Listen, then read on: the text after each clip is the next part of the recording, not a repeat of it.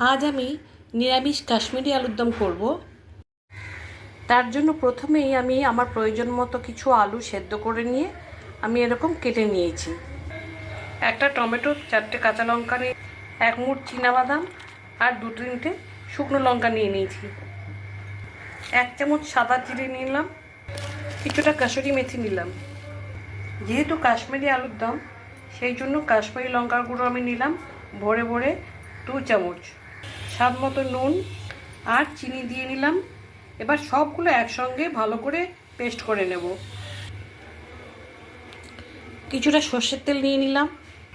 আদা দিতে ভুলে গেছিলাম, আমি আদা দিয়ে নিয়েছি। আর একবার আমি ঘুরিয়ে নেব। একটা তেজপাতা, 4টে এলাচ ফোড়ন দিয়ে দিলাম। কেটে রাখা আলুগুলো আমি সব দিয়ে দিলাম।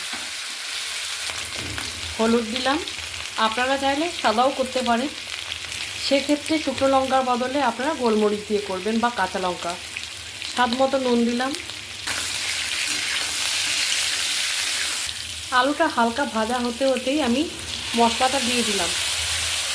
আমি দই দিলাম না, আপনারা চাইলে দই দিতে পারেন।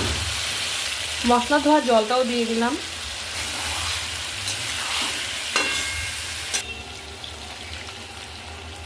সামান্য জল দিয়ে দিলাম।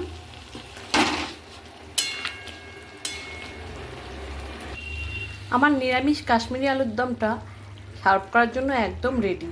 এবার আমি গ্যাসটা নিভিয়ে নামিয়ে নেব।